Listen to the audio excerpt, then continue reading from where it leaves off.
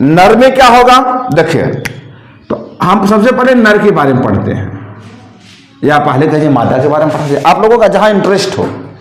नहीं, पहले आप लोग थोड़ा से, क्योंकि पितृसत्तात्मक समाज है भारत, पहले मातृसत्तात्मक, हाँ मातृ, हाँ वो भी दूसरे के बारे में बता देंगे ना बड़ाओं ने उसके बारे में भी बता देंगे। नहीं, हम समझे तुम्हारी इच्छाओं का कद्र करते हैं। तो हमने कहा कि पितृसत्तात्मक समाज है, तो पुरुषों के बारे में सबसे पहले जानना जरूरी है। तो आइए हम पढ़ते हैं नर में, अर्थात पुरुषों में। देखें, जो पुरुष होता है, पुरुष का जो वृषण होता है, क्या होता है, वृषण को जो जननी कोशिकाएं होती हैं, जननी कोशिकाओं का मतलब होता है ऐसी कोशिकाएं जिससे शुक्राणु का निर्माण होगा। किसका निर्माण होगा, शुक्राणु का निर्माण होगा, उसे कहते हैं जननी कोशिका। ठीक है, ये जो आपकी जननी कोशिकाएं हैं, इसमें होता है अर्धसूत्री विभाजन, अर्धसूत्री विभाजन। इस जननी कोशिकाओं में अर्धसूत्री विभाजन होता है, और अर्धसूत्री विभाजन के फलस्वरूप क्या बनता है आपका, क्या बनता है, शुक्राणु। ठीक है, तो शुक्राणु ये जो बन रहा है पुरुषों में, शुक्राणु बनने की प्रक्रिया को ही कहा जाता है शुक्र जनन। क्या कहा जाता है, इसे अंग्रेजी में टर्म देते हैं स्पर्मेटोजेनेसिस।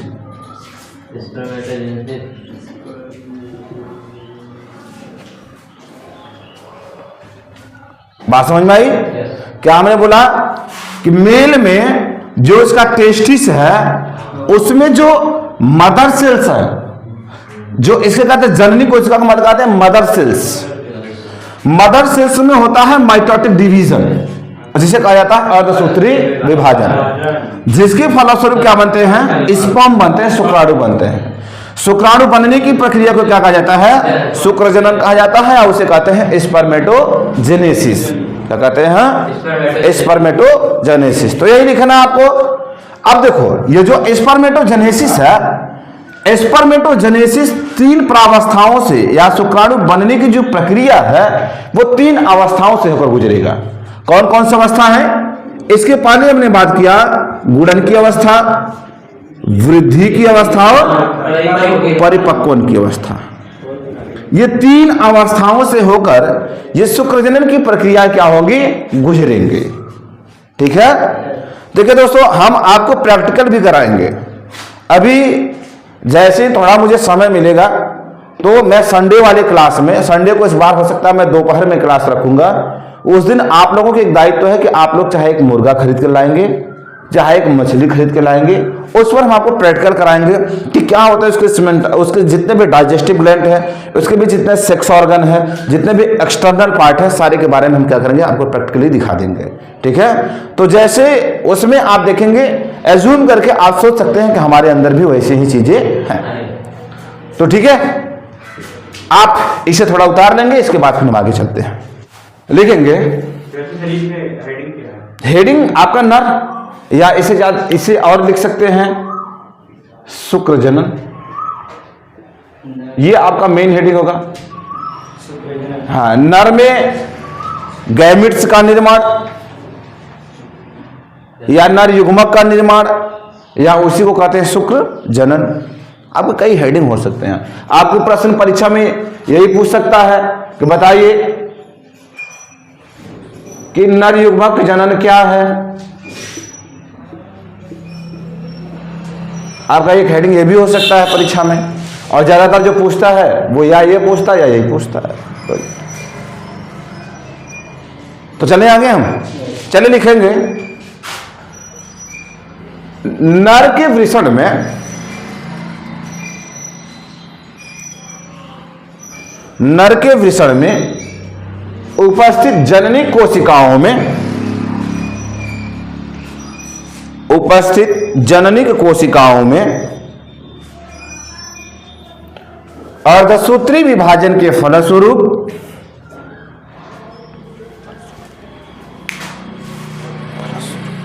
अर्धसूत्री विभाजन के फलस्वरूप शुक्राणु का निर्माण होता है।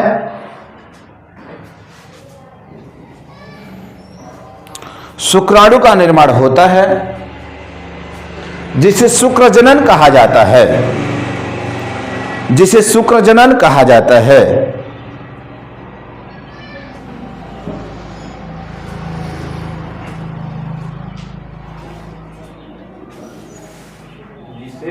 शुक्रजनन कहा जाता है।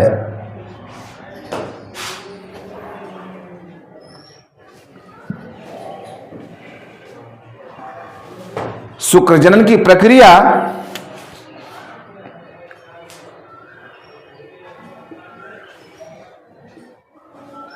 शुक्रजन नलिका में पूरा होता है।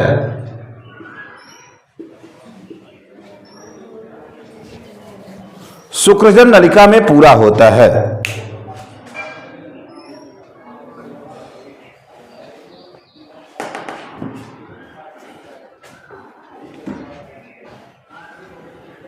यह 3 प्रावस्थाओं से होकर गुजरता है। यह 3 प्रावस्थाओं से होकर गुजरता है।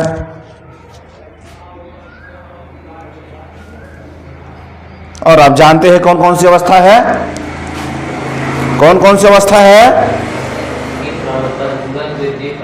हाँ, नंबर 1 गुणन, नंबर 2 वृद्धि और नंबर 3 परिपक्वन अवस्था। तो लिख लेंगे।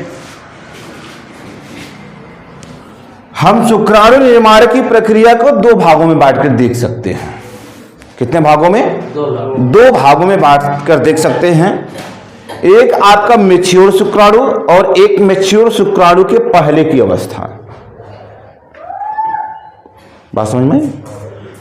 तो हम पहला हेडिंग डालेंगे इसमें पूर्व शुक्राणु का निर्माण।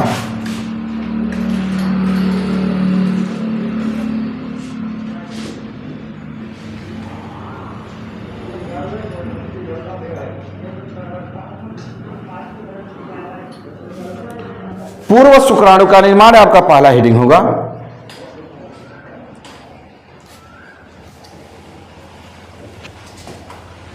ठीक है, तो लिखेंगे पूर्व शुक्राणु के निर्माण में यह प्रक्रिया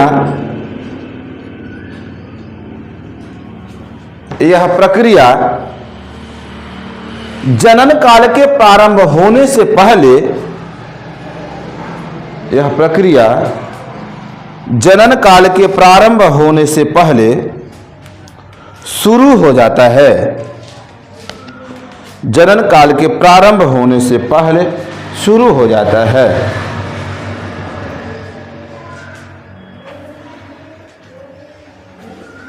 इसमें 3 अवस्थाएं हैं। इनमें 3 अवस्थाएं होती हैं। नंबर 1 गुणन की अवस्था, वही फिर नंबर 2 वृद्धि की अवस्था, ग्रोथ फेज, नंबर 3 परिपक्व अवस्था, मैचुरेशन फेज। मैचुरेशन फेज, ठीक है। उससे पहले कि आप एक डायग्राम बनाएंगे, एक चित्र बनाएंगे, इसके बाद हम आगे चलेंगे। चित्र होगा शुक्रजनन का। किसका होगा?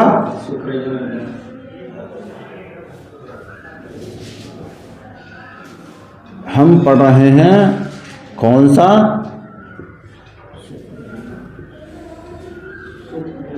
शुक्रजनन का मतलब शुक्राणु का निर्माण।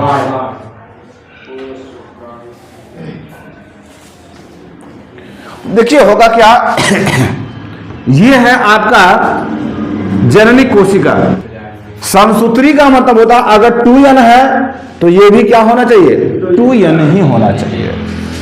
तो यहां जो आपकी जननी उपकलाएं हैं उसमें होगा समसूत्री विभाजन, और एक बार नहीं बार बार होगा। अगर ये 2n बना है तो इसमें पुनः समसूत्री होगा। ये क्या बनेगा? 2n और 2n। ये भी क्या बनेगा? 2n और 2n। इस पूरे वाले भाग को ही कहते हैं क्या? गुणन की प्रावस्था। इसका मतलब यह हुआ कि जो गुणन प्रावस्था है उसमें नर की जो जननिक उपकोशिकाएं हैं उस कोशिकाओं में होगा समसूत्री विभाजन, और समसूत्री विभाजन बार बार होगा। जितनी बार होगा उतने ही क्या बनेंगे आपके, ये क्या बनेंगी, कोशिकाएं बनने शुरू हो जाएंगी। कौन सी कोशिकाएं? ये यही आपका जननी कोशिका विभाजन हो रहा था। इतने ही जैसे जननी कोशिकाएं बनेंगी, जितना विभाजन होगा उतनी जननी कोशिकाएं बनना शुरू हो जाएंगे। मैच्यूरेशन फेज में जाकर के ये शुक्राणु का निर्माण करेंगे। अभी शुक्राणु का निर्माण नहीं करेंगे, अभी कोशिकाओं का निर्माण कर रही हैं। इसीलिए आप देखते होंगे जो सीमन में होता है, सीमन में मिलियन की संख्या में शुक्राणु होते हैं वहां पर।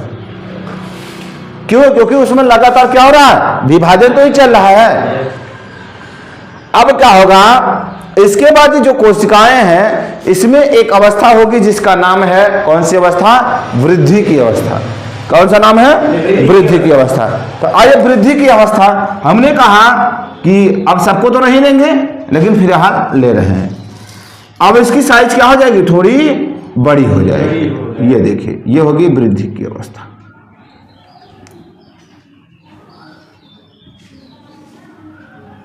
आप लोग भी बनाते रहेंगे, आप लोग भी बनाते रहेंगे।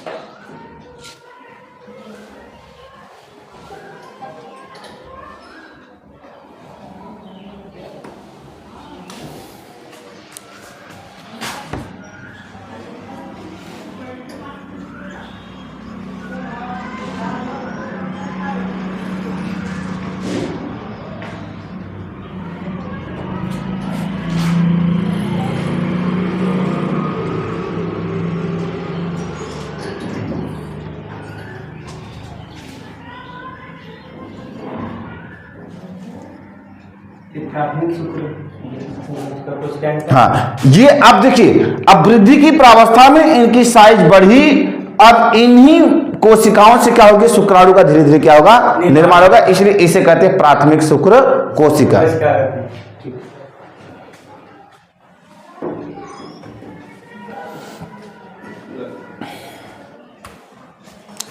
अभी ये किस अवस्था में है? अभी एक 2n की अवस्था में है। किसकी अवस्था में है? 2n की अवस्था में। ठीक है। अब यहां पे होगा अर्धसूत्री विभाजन। कौन सा विभाजन? अर्धसूत्री विभाजन।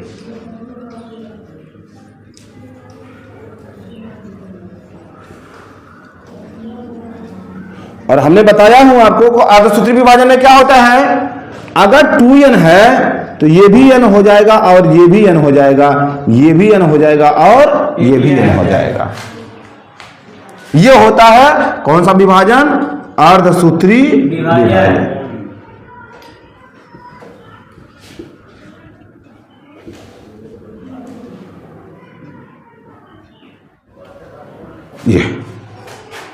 ये बना n, ये भी बना n, ये भी बना n और ये भी बना n। अब 2 हट गया।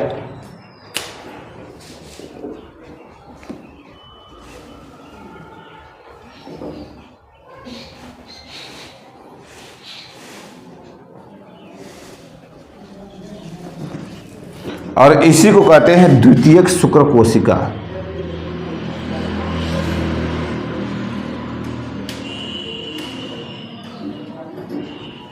और इसे कहेंगे अर्धसूत्री विभाजन प्रथम, फर्स्ट।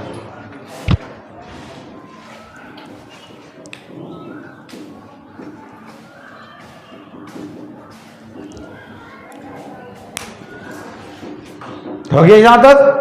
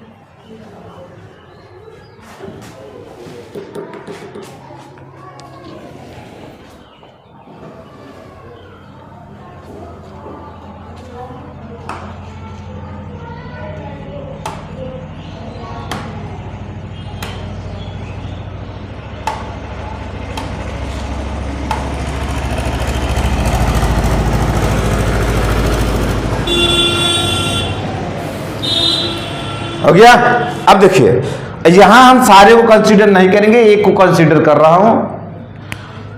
हमने कहा कि यहां पर n और n बना, यहां पे क्या था 2n था। अब इसमें भी होगा अर्धसूत्री विभाजन द्वितीय, क्या होगा तो हाँ अर्धसूत्री विभाजन द्वितीय होगा। तो एक सेल ये बना, दूसरा सेल ये बना, तीसरा सेल ये बना और चौथा सेल ये बना। इस अवस्था को कहते हैं अर्धसूत्री विभाजन द्वितीय।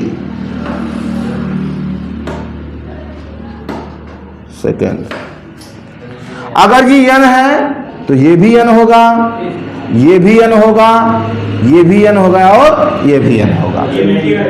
हम देख रहे हैं, ठीक है। आप इसको बनाइए।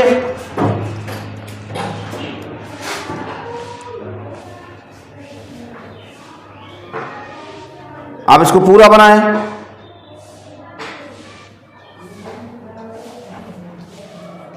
यह अवस्था है आपका अर्धसूत्री विभाजन द्वितीय की अवस्था।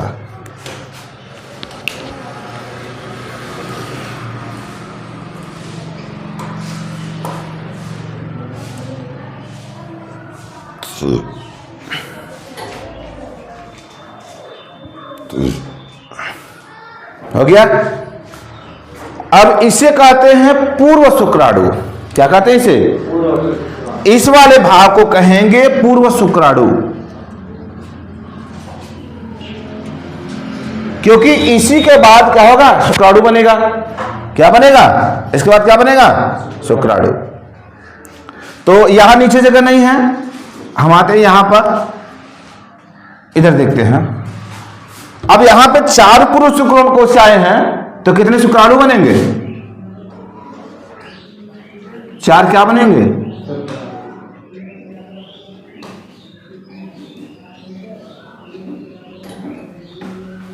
ये है आपका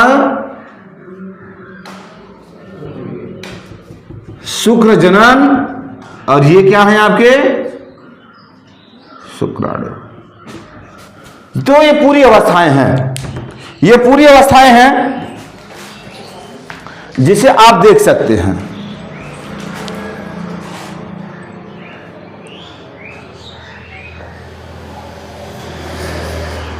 तो ये है आपके शुक्राणु। आपके शुक्रजन के फलस्वरूप यहां पे 4 अर्धसूत्री विभाजन के फलस्वरूप कोशिकाएं बनी थी, जिसे हमने कहा था पूर्व शुक्राणु।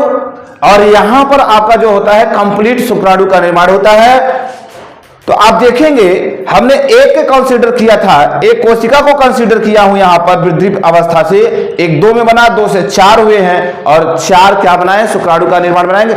इसी तरह जो पुरुष में शुक्राणु का निर्माण होता है और इसी तरह आप देखेंगे जो सीमंस होते हैं, सीमंस में न जाने 4000 मिलियन की संख्या में शुक्राणु उपस्थित होते हैं, लेकिन निषेचन की प्रक्रिया में केवल और केवल एक शुक्राणु में क्या करता है? भाग लेता है।